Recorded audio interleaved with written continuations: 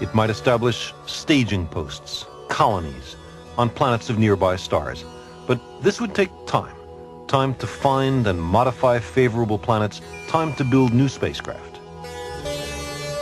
Eventually, later generations of explorers would set out, wending their way among the worlds, creating an interstellar nervous system, binding up the stars. Perhaps they would come upon another expanding civilization and encounter beings previously known only from their radio transmissions. Star wars are unlikely. One civilization almost certainly would be far more advanced than the other. It would be no contest. Perhaps they would cooperate, exploring together a small province of the Milky Way.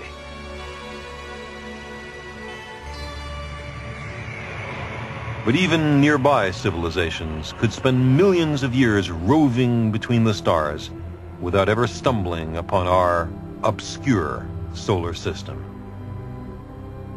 In a galaxy of 400 billion suns, perhaps no one has found us just yet.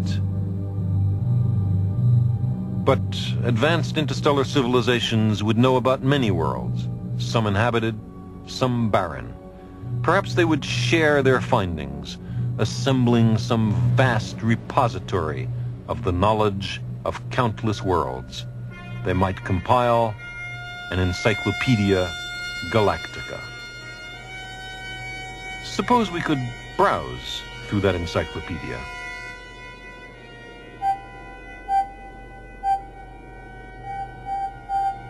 We would choose some nearby province of the galaxy, a region that's fairly well explored, and then slowly leaf through the worlds.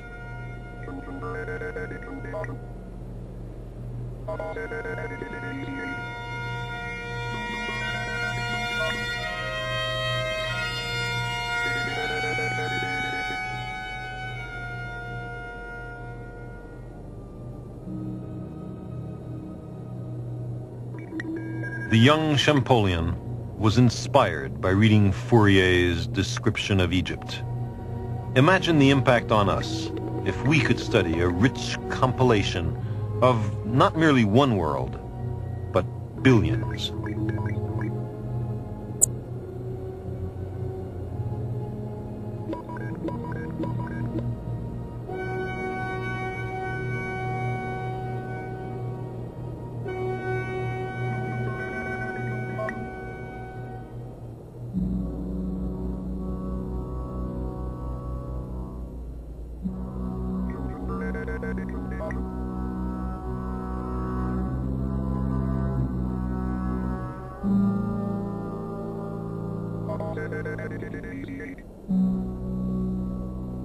Just possibly, not too far from our solar system, we might find a planet with a technical civilization only a little more advanced than we.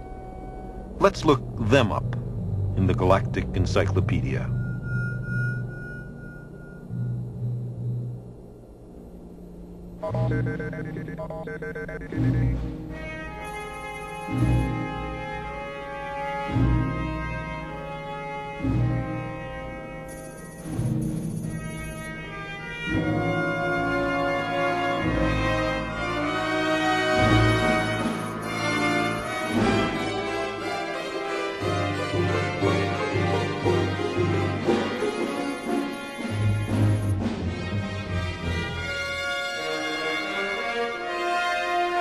What would a civilization far more advanced than ours be up to?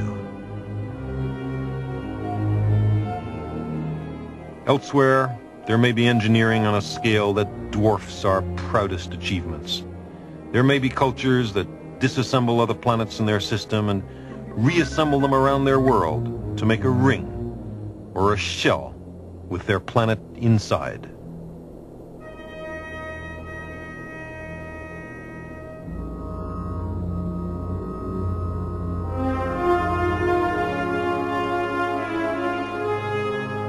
Imagine the energy crisis of a really advanced planetary civilization. They've used up all their fuels. They depend on solar power.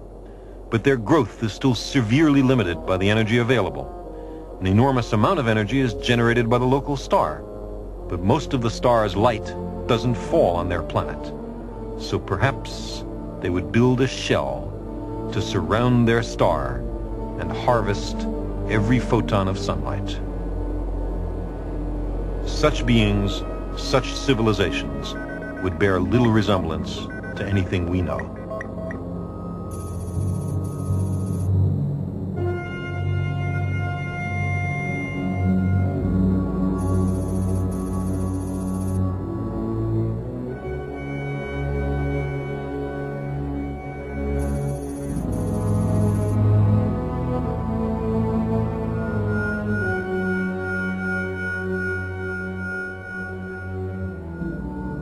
Perhaps someday there will be an entry in the Encyclopedia Galactica for our planet. Or perhaps even now there exists somewhere a planetary dossier garnered from our television broadcasts or from some discreet survey mission. They might summon up the index of blue worlds in our province of the Milky Way until they came to the listing for Earth. What would they know about us?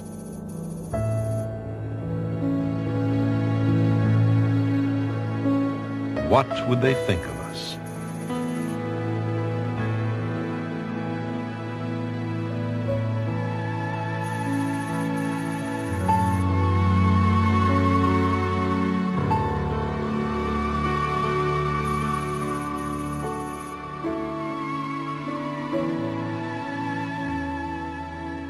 We have always watched the stars and mused about whether there are other beings who think and wonder. In a cosmic setting vast and old beyond ordinary human understanding, we are a little lonely.